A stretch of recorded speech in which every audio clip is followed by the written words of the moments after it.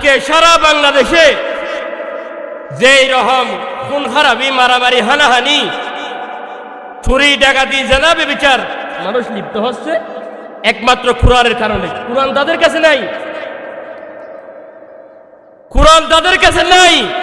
যদি কোরআন তাদের সিনার মধ্যে থাকতো, কোনোদিনও শরীফ উসমান হাদির মতো ছেলেকে বাংলাদেশি মানুষ হত্যা করতে পারতো না, শহীদ করতে পারতো না।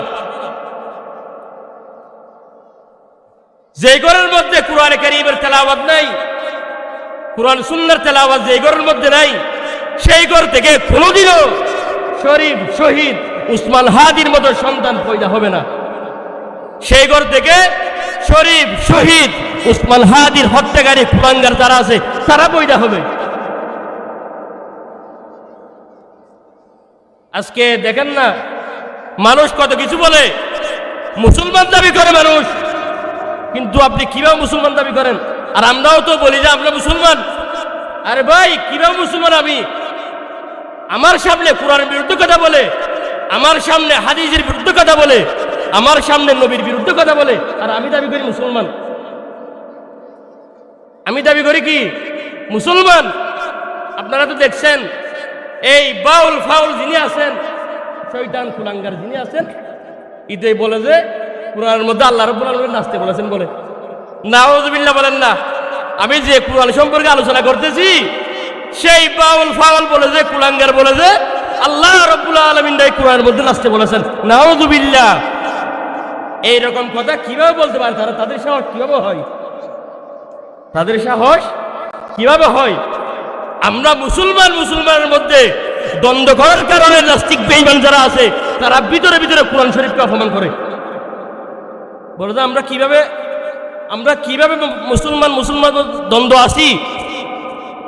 বলে যে আমরা দ্বন্দ্ব করি যে কি, আমি ওয়াহাবি তুমি সুন্নি, আমি কওমিয়া তুমি আলিয়া, আমি মাযহাবি তুমি লা মাযহাবি, তুমি আহলে হাদিস তুমি আহলে কোরআন, এরকম বলে তারা দ্বন্দ্ব করে। ওই দিক দিয়ে তারা কি কোরআনের বিরুদ্ধে কথা বলে চলে যায়। আমরা মুসলমান, আমাদের দ্বন্দ্ব হবে, আমাদের মুসলমান ঝগড়া হবে, আমাদের সমস্ত কিছু হবে, মারামারি হবে, ঝগড়া হবে, ফাসাদ হবে। মুসলমান মুসলমানের সাথে নয়, মুসলমান আর বেঈমানের সাথে, মুসলমান আর বেঈমানের সাথে। আজকে আমরা যদি ঐক্যবদ্ধ হই সারা দুনিয়ার মুসলমান, এই বাউল ফাউল যিনি কোরআনের বিরুদ্ধে কথা বলে তাদের জিহ্বা টেনে চিড়ে আমরা সাগরের মধ্যে ফেলে দিতে পারি, ঠিক কিনা বলেন? আমরা যদি ঐক্যবদ্ধ হই, আমরা দুনিয়ার সমস্ত মুসলমান, বাংলাদেশের সমস্ত মুসলমান আমরা যদি ঐক্যবদ্ধ হই, এইরকম বাউল ফাউল যে কোরআনের বিরুদ্ধে কথা বলে, হাদিসের বিরুদ্ধে কথা বলে, তাদের জিহ্বা টেনে ছিঁড়ে ফেলতে আমাদের এক মিনিটও লাগবে না। এজন্য আল্লাহ রাব্বুল আলামিন আমাদেরকে কি রকম সম্মানী করেছেন। আমাদেরকে আল্লাহ রাব্বুল আলামিন তিনটা বড় বড় নিয়ামত দিয়েছেন। ওইটা বলুন তো, তিনটা বড় বড় নিয়ামত দান করেছেন।